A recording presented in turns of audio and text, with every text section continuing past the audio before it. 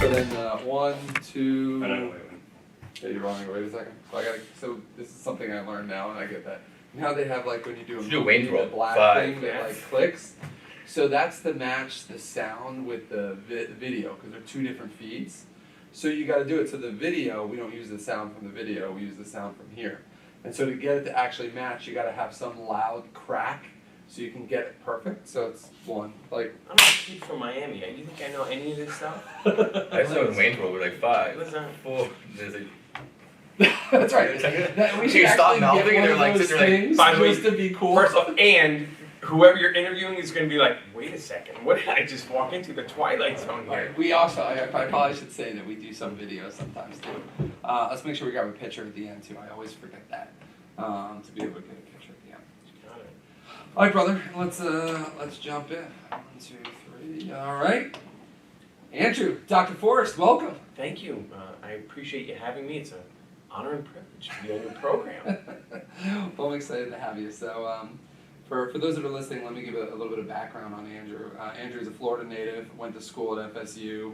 He did some research at University of Miami, and then he got a scholarship for an externship at NYU and Harvard. So he did a little time in New York, a little time in Boston. Half of that is made up, so I wouldn't believe all of it. Well, at least it's written online, so I can assume that from some of our conversations.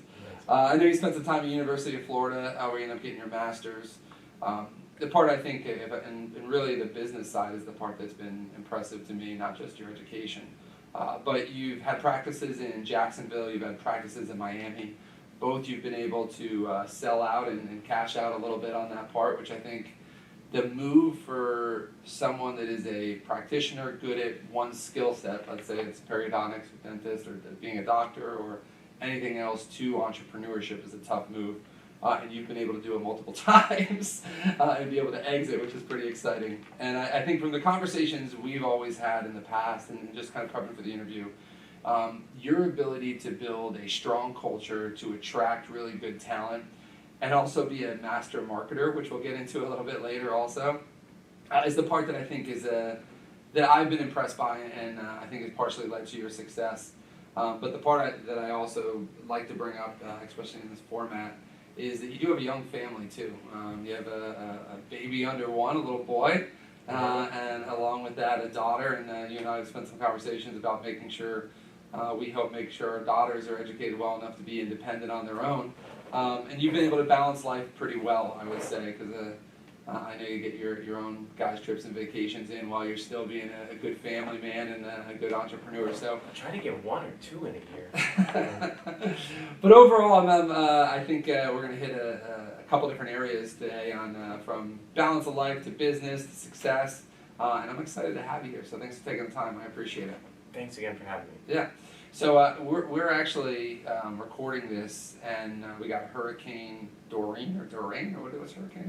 Dorian coming down. Knocking on our door. Yeah, we don't know if it's gonna hit us or not, but as a business owner and family guy, why don't we just start out there? Oddly enough, is what do you start thinking about right now? Because you're a retail business. If patients aren't coming in paying, you ain't making money. Along with that, you got a family to worry about, take care of with a young baby on that side. And you grew up here in Florida, so hurricanes probably don't freak you out too much, than opposed to somebody that moves down to Florida. What are you thinking about for this hurricane? Do you even start prepping until like 48 hours ahead of time? Do you even think about it? Where's your head? I start prepping professionally about 5 days in advance, and the people I think about the most is number 1, my family, but my team. I kind of have to play poker with them because I see how nervous and how anxious they get. And it does affect a practice, it does affect a business, because the week before, your patients, your clientele, your business, they're not thinking about their health care. They're thinking about, safety, shelter, and should they pack up or should they leave? And, some of them don't have the means to get away. So those things do cross your mind, and do as much preparation as you can. Plan for the worst, but hope for the best and prepare accordingly. So you mentioned just with your team, is it just a matter of making sure that they're just not freaking out and stay focused in on business because you're still not sure yet until it gets closer? Is that how you're kind of thinking about it? Or just helping them make sure they have a plan so they get comfortable and then get back to work? It's a little bit of both. You want to be sensitive to their feelings, their emotions, and their family, So I understand that, they're checking online, they're checking the map to see where the storm is coming. But at the same time, I also have to make sure I have a fiduciary responsibility to the patients and the practice and the healthcare part. So you walk a tightrope. You want to make sure that you're doing best, and sometimes you feel like you're on an island during those times. I remember with Irma, it's a hard balance. I didn't realize it was the first time I was owning a few businesses and didn't realize the financial impact that it could be. You think of a storm 2 or 3 days, you don't realize it's 4 weeks. 1 week of prep, 2 weeks of no power, and then everybody to get out of their head that hey, the storm's gone, we can go back to normal business. But everybody has all these different little things on their checklist that they're not coming in thinking about healthcare, or they're thinking about some of the businesses that I have. Absolutely. Yeah. So, if you're thinking about the prep, and I think it's just an interesting time to be able to do it, do you think about cash flow financially or anything like that going into, let's say, hurricane season, and go, you know what, we might have a time where we're out 2, 3, 4 weeks. I'm going to make sure that we're not banking on a certain run rate with the business at that time, or you really just kind of, as it starts to hit, go, we've done enough preparing and planning all the time, I don't worry about that type of stuff. Ideally, of course, you'd love to be positive cash flow, but I think it's a question of just breaking even, because the expenses are still there, the rent's still there, the salaries are still there, but the revenue is lower. So for me, being in a new practice, there's not a lot of reserves of revenue. So I would just stay even keel. Yeah. So now you're a Florida native, so I want to start out and ask you just one Floridian question again before we get into a little bit of business. Give me a hidden gem in Florida, or one of your favorite restaurants or something like that. Somebody coming down to South Florida that only a native like you would know. You're a man around town. I feel like when we go out, people tend to know you being here the whole time, and they'll interrupt us at dinner because they know you from 10 years ago on that, and so you seem to know places to be and where to go. Any hidden gems you'd recommend? I would probably say the hidden gem for Florida has got to be St. Augustine and Ponte Vedra Beach. These are 2 cities that are next to each other up in North Florida. My wife and I lived there for about 7 years. It is the oldest city in the United States, probably about 500 years old. My wife and I lived in the area where Ponce de Leon came ashore. So it has a nostalgic and sentimental attachment, but it's really beautiful, and I would tell anybody to take their family, friends, just for the historical part. You mentioned and I've actually never been up there, so you just sold me. And when you ask about restaurants, from what I heard, I heard he's going to be on your podcast. I would tell you that Anthony's Runway 84, for me, is from my childhood. There you're always going to get great food, you're going to get good service, it's got amazing ambiance, and for me it will always have that family and friends feeling, so that would be my choice for a top restaurant here in South Florida. The first time I experienced that restaurant was actually when you and your family. See that? Yeah, he brought me into that. So you spent some time up in the Jacksonville area business-wise, and you moved down to South Florida. You also spent some time in New York and Boston. Tell me why you chose South Florida to be in business. Of course, I had to pick the toughest market, one of the most competitive market, but for me, the number one reason I came back is my family. My parents, my brothers, everybody was here in South Florida. I was away for 10 years up north, and my parents aren't getting any younger. They're 76, 75, and I just want to try to spend as much of the quality years around them and with them. I did love living in North Florida. Like I said, Jacksonville was a beautiful, amazing place to live. I do think it will turn out to be the largest populated city in the United States in the next 15, 20 years. They have 1.5 million people living there, but they haven't even developed 10% of Jacksonville yet. Oh, their geography is huge. It's a huge geography. 1,000 square miles. Yeah. And when you think about that, and you see the communities and the developments going up there, it is beautiful. It is spectacular, and they just have so much potential for growth. So you did the opposite. I feel like many people that move down here, they bring their parents down. Your parents brought you down, back down here at that point. Yes. And I learned real quickly, even being gone for 10 years, I I have that cliche, South Florida is a sunny place for shady people.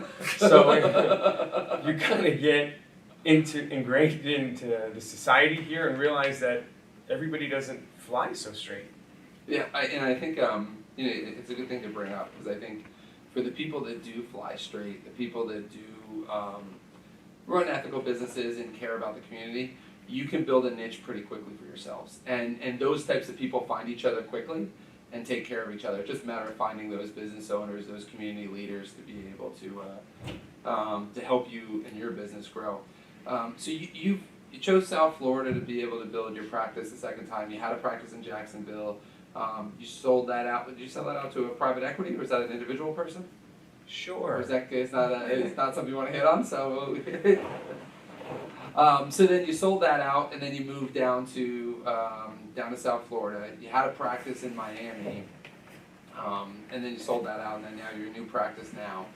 Can you talk to me a little bit about most, let's call it doctors, dentists, surgeons, or even if you go into lawyers, accountants, financial services professionals, it's difficult to make a jump from, hey, I'm really good with working with an individual patient or client, to I'm actually good at running a business. And I think it's a different skill set. And so you can be really good at being a practitioner in periodontics like yourself, but to be really good in business, it takes different skills. Talk to me why you decided to make that jump, because you've seen both, I'm sure, in your business, and you've seen people that are extremely good at their profession not be good at business. What were you glutton for punishment? What made you decide to go in the entrepreneurial route from the profession? It's a great question, and the best way I would explain it is it's tough out there, and competition is fierce. So the way I look at it, and my advice for everyone is, you're chasing the dream and not the competition. Dental students today, they get out of school, they have $500,000, $600,000 in debt. 95% of all graduates, they go in to work for corporate dentistry. They don't really have a choice. But to go back, the dentistry is the easy part. That is the 10% of the puzzle. The 90% is the business development, the practice management, communication, learning about HR, IT, P&L statements, and I would say the most important thing is the culture of any business. Culture is everything. So in the end, I am in healthcare, but it is a business, and in order for me to be able to provide for the 25 members on my team and to be independent and not be under that corporate umbrella, I think you got to do it for yourself. Bottom line is, I also tell my team, patients really, they do not care how much you know until they know how much you care. And I would say that goes for any business, the same way with your clients.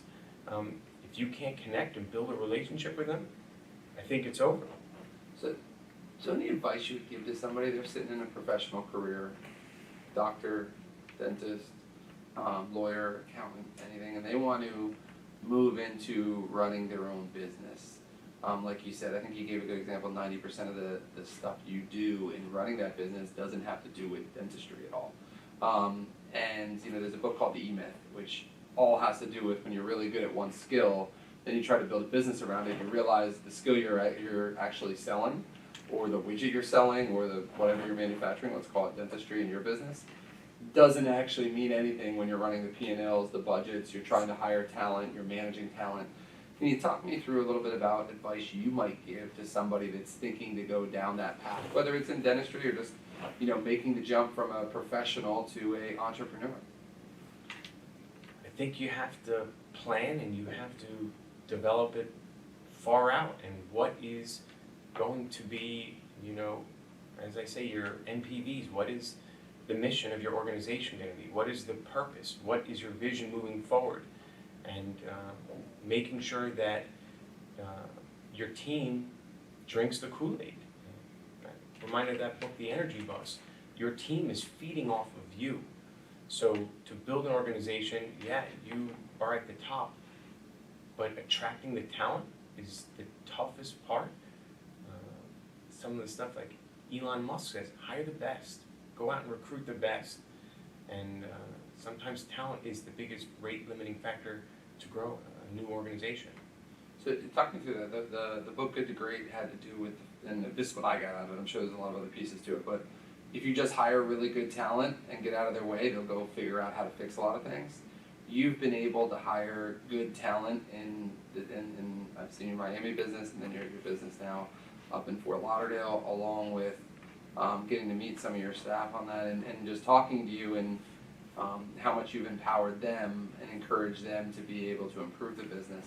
How do you find talent, and how do you evaluate talent? Any little tricks, hacks that you have that you kind of think about when you're trying to do talent? Because I think that jump from that individual sole practitioner or working for a corporation to all of a sudden I'm going to go to my own practice, now I got to go hire people.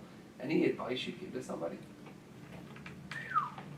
There is no silver bullet. You know, I use a lot of different resources, even from Indeed, LinkedIn, Craigslist, social media.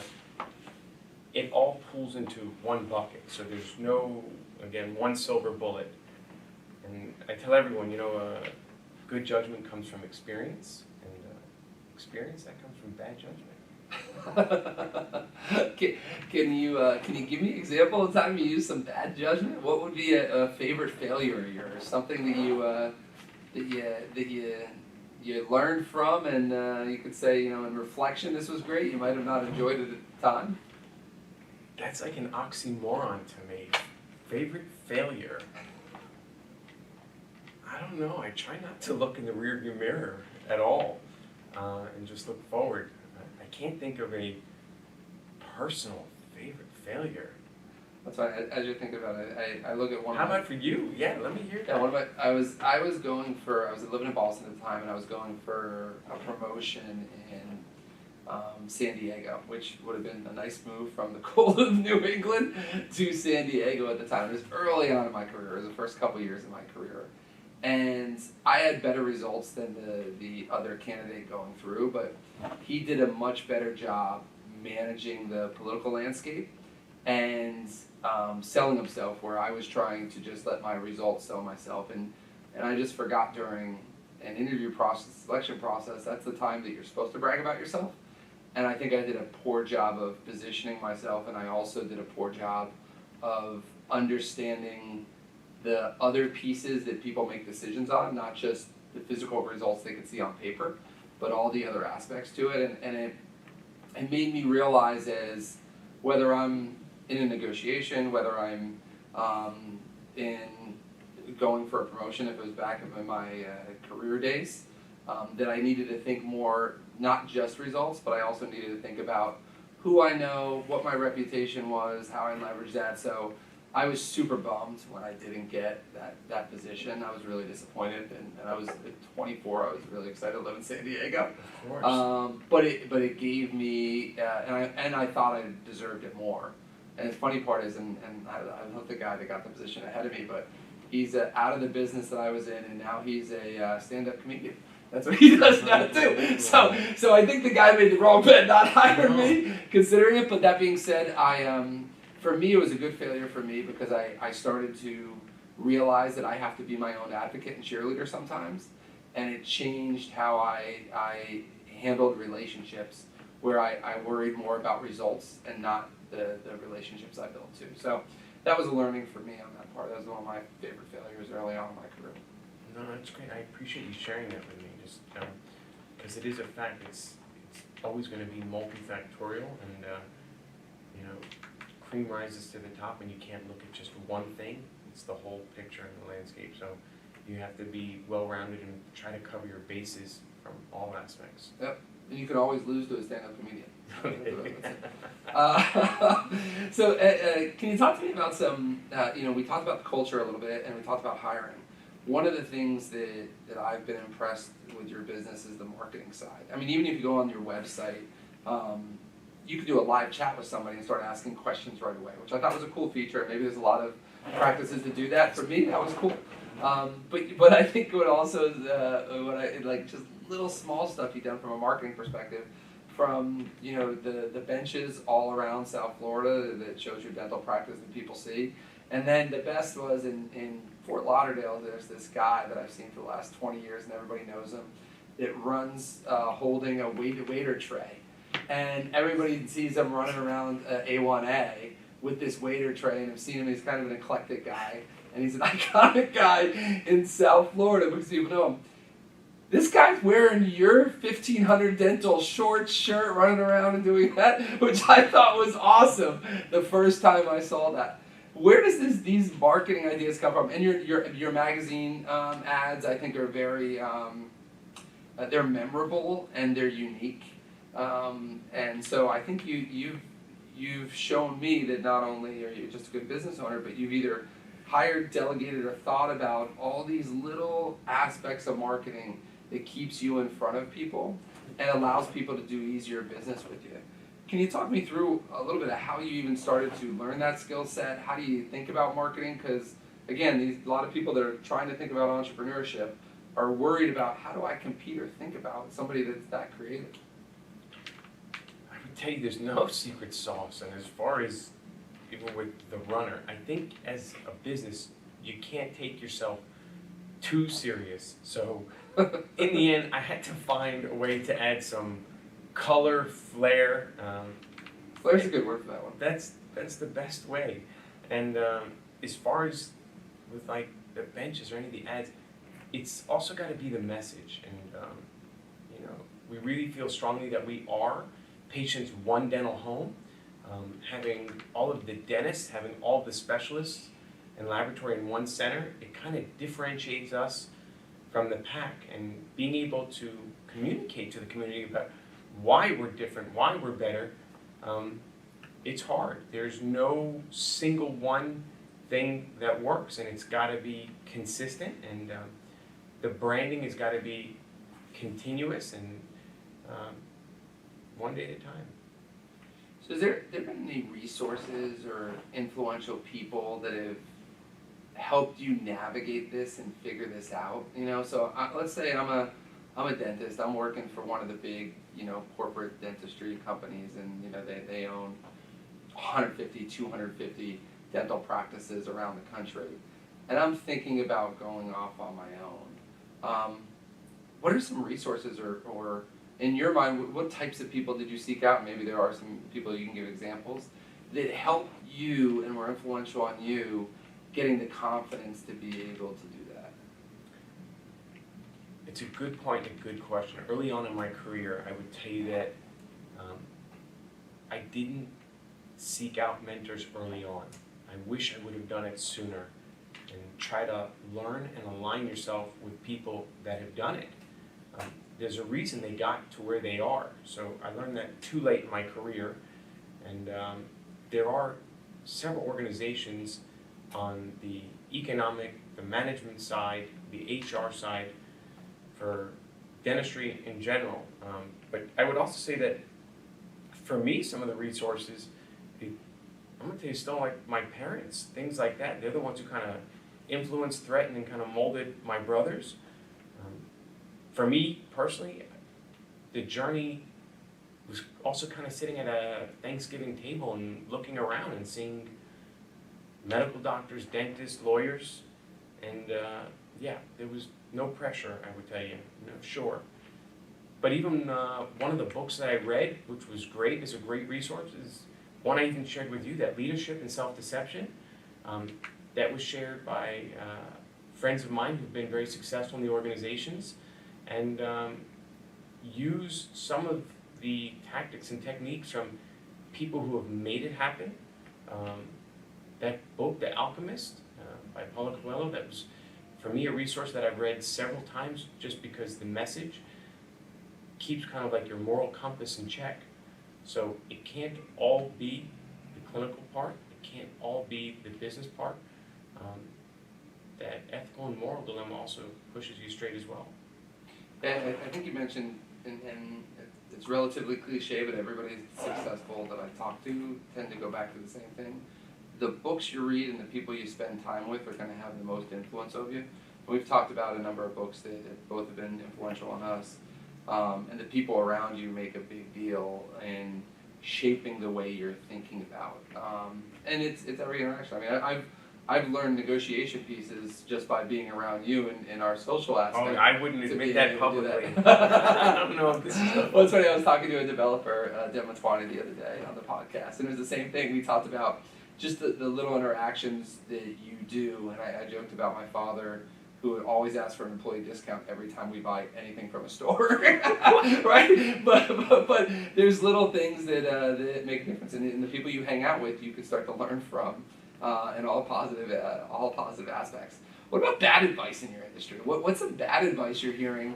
Not so much on the clinical or practitioner side, but on the business side, or the people that are saying, hey, you should become a business owner now, out of doing your own profession. Any bad advice you hear? bad advice in my Or profession. myths you want to dispel and the kind of either one. Yeah, I would tell you that bad advice, which I hear over and over and over in my industry, is we need more patience, more patience, more patience. Well, I don't believe that. I think you have to start connecting and building relationships with the ones that you have. That is going to be your continual lifetime care patient approach. I said it to you earlier, you got to build a relationship with your patient immediately. They need to know that you're really looking out for their best interest. They can't think that you're trying to sell them the most expensive thing. The second, give them options, educate your patient and let them decide. So yeah, I would say bad advice, definitely you don't need more patience. What was the other question that you asked? Myths to dispel in the industry. In my industry, I would say myths is that going to the dentist does not have to be painful. The technology today, the anesthetics, the techniques, this is not the 1960s. Medicine has advanced tremendously in the last 20 years. I tell patients routine visits, going every 6 months will save you 20 times the amount in having treatment to treat the problem. Good point. Good point. When you were talking about bad advice, we were talking about kind of the consumer and the patient and how they. And I think you brought up a good point of how it's changed over the years. So the idea of educating a patient on their options and allowing them to choose is different than if we think of 20 or 30 years ago, where people went to an attorney, an accountant, financial services professional, a doctor, a dentist, and wanted just to be told what to do. I think consumers right now are skeptical in general, and so Definitely. the more that you can educate on the options, explain the pros and cons, because everybody can go Google stuff, everybody can go find stuff online to be able to do it, and giving them the power to be able to make a decision, I think is more important to having lifelong patients or clients. Is that changed even in the 15 years that you've been in business? Have you seen that the consumer of what they expect and the education level they have coming in differ than it was when you first started in the career? Definitely, and I would say that the Great Recession from 07, 08 has left scars on the public in general. They use the word, they are skeptical more now than ever. They will shop you, they will seek 4 or 5 different opinions. The market is heavily saturated. So yes, educating the consumer on what their options are and what they can do, and letting them be their best advocate, I think is the best approach. This one size fits all does not work. And again, they will go somewhere else. If you don't treat them right, they will go somewhere else. So we've been talking about advice you would give to people coming into the industry. I'm curious about advice you might give yourself. Advice you would give yourself, that 25-year-old self. You look back at where you were, getting right out of undergrad school, still taking some classes. Probably, I think you're still getting educated at 25, being in the medical profession. Any advice you give yourself at 25? 25 was tough. I will tell you that I was still in school, had like 5 years to go, and the advice I would tell myself now, almost 20 years later, is be patient. I was broke until I was 30. I got out of school at 29. Most of my friends were buying houses, cars, they were getting married, they were having kids, and I was in a tiny little one-bedroom apartment in an old Honda. So for me, learn your craft, hone your craft, however long it takes, and just be patient. I remember 22, 23, I started a commission-based job right when I was out of school. And I remember living on overdraft protection because I didn't have enough money in the checking account. Definitely. So overdraft protection was like my friend. I remember ramen noodles. I remember every wing place that had 10-cent wings that I can eat dinner at that night as I was trying to go through. It's shocking that I didn't gain a ton of weight in that time period for what I had to eat between that and ramen noodles and Wawa macaroni and cheese. So that's the advice you give your 25-year-old self. Now you're older, hopefully more wiser. You probably think you're right a lot of times. And I think there's this, what I call the emperor syndrome. Once you're successful as a business owner and you have people that work for you always trying to please you, and even if your idea is bad, sometimes telling you your idea is good because they don't want to disagree. Is there anybody in your life that tells you you're wrong or kind of gives you the bitter truth? Oh, yes. Definitely, without a doubt, I would have to say my wife. My wife will give me that radical candor, which is probably the reason I married her. She is no nonsense, she is direct, but I think it's a good thing, which also explains why she's also my lawyer. So. well, I think she's a divorce attorney, so you got to be careful on that side too. So you got to make sure when she's giving you that bitter truth, you're listening. It keeps me in line. So she kind of keeps you in line, kind of makes sure she tells you you're wrong. But there's also a lot of people out there that do a lot of nice stuff for us. Can you share with me what might be the kindest thing someone's done for you? And as you think through that, the reason I ask the question is, I think oftentimes we're focused in on the hardship of being a business owner, and we talk about the trials and tribulations of entrepreneurs. But I think a lot of times in news or anything, we forget that there's a lot of good people out there that do kind things, and maybe it's a person, it's an act, or maybe it's just an example you can kind of give. Again, on this one, and I'm going for the brownie points, I would have to probably say my wife, and even just recently. I will send this recording to her, make sure she listens to it. But caring and delivering our son and daughter, my wife deserved 99% of the credit. While I am working, trying to develop, manage, plan, she is there for my son and daughter, so it is, a sacrifice also that she makes professionally to help out for my ventures. I remember my wife, for the first 4 months of our son, she slept in his room to make sure I can get good night's sleeps because I was going through some business projects that were taking a lot of time. And I couldn't imagine if it was an actual real balance that I know a lot of fathers, it might be more involved than I was in the evenings. You're 100% right on that part. So I would agree with you because sleep's real important to me. If I gotta lose sleep and somebody's gonna allow me to sleep more, that might be one of the kindest things I do. You bring up a great point on sleep. For me, I functioned through college, dental school, and residency on 4 hours of sleep.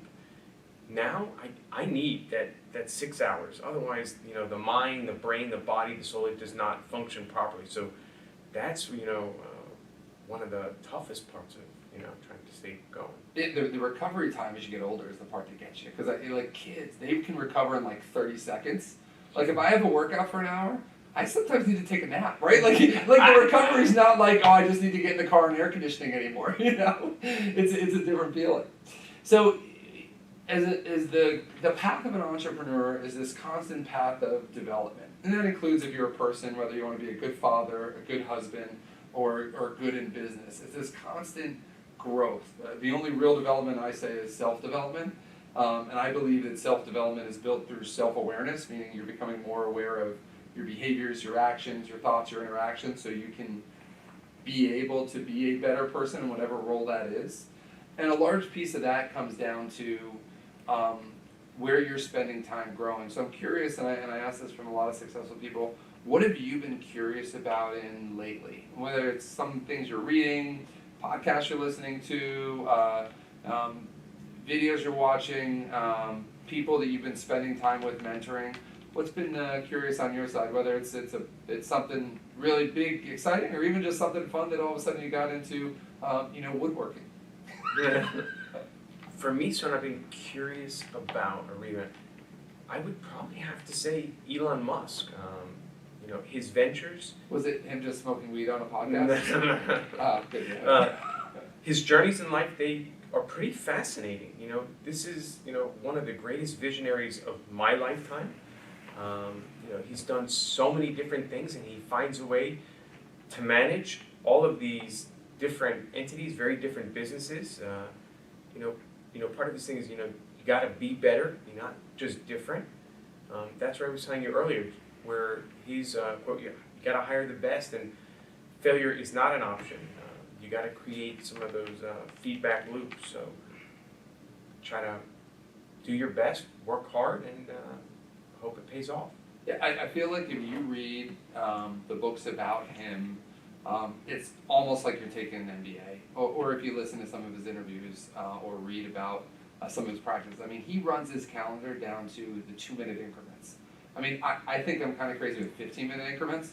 I mean, he knows what he's doing at every 2 minutes to be able to block out his calendar to be the most effective use of his time. And I think, as I listened to him on Joe Rogan's podcast, when I listened to him speak on there, he has well thought out ideas that he just doesn't even want to execute. Like he was talking about a plane that just can fly straight up instead of a runway and is more fuel efficient. He had everything figured out from an engineering perspective. He's just like, I just don't have enough time to do the projects.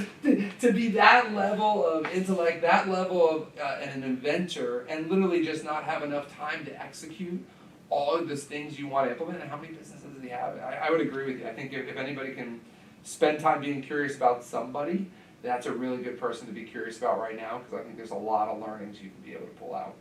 I also think it might be a good way to move into our next question. Let's pivot a little bit from kind of your business, and I want to talk about you a little bit as the entrepreneur.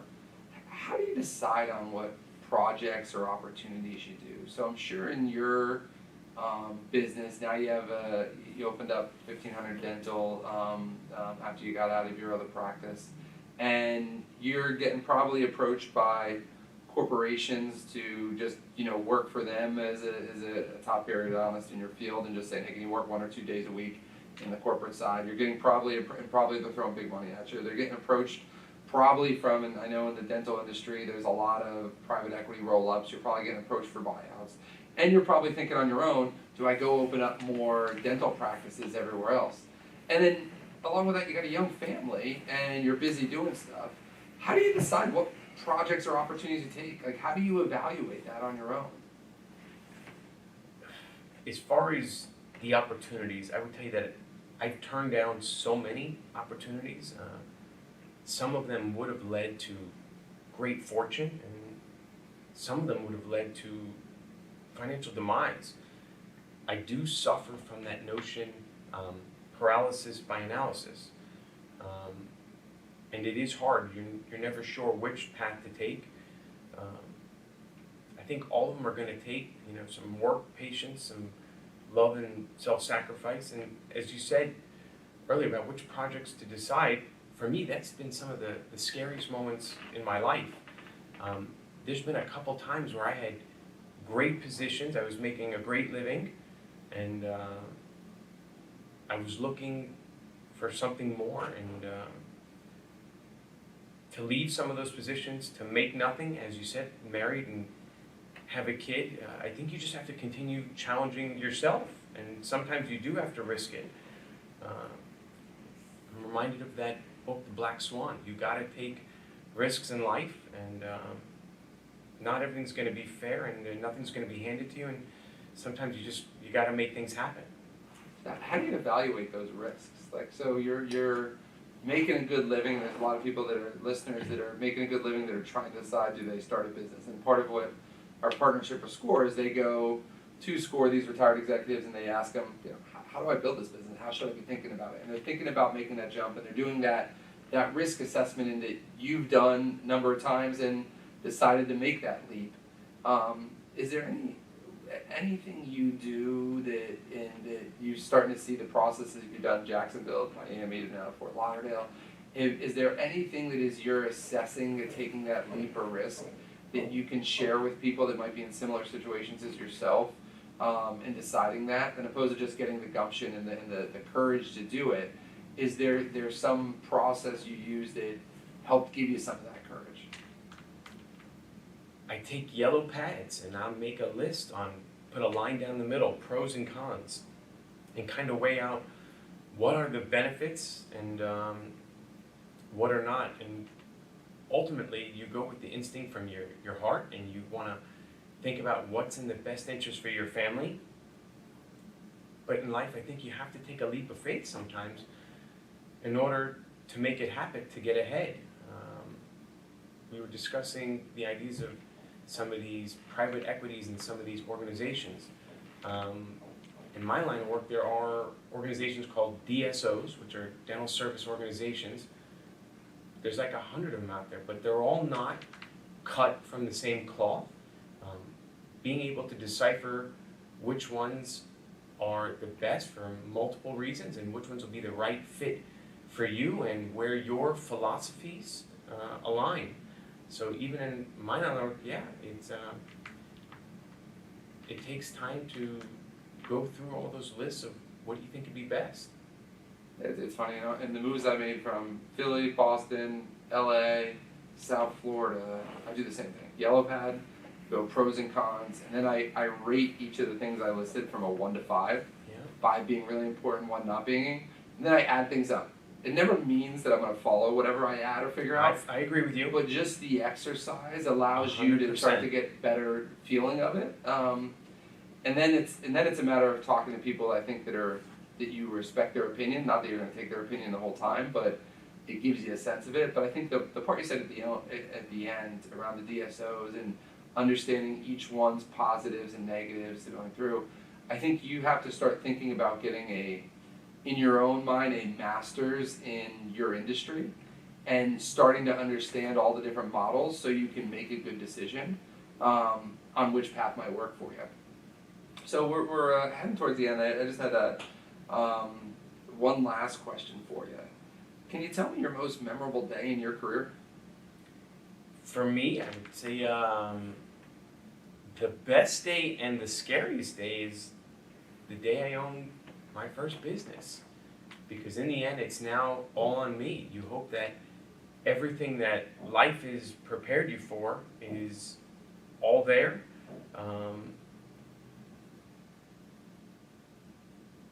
Do you remember waking up that first day? Going in the office, going, I hope some patients show up. Hold on, I gotta get this to you. Hold on.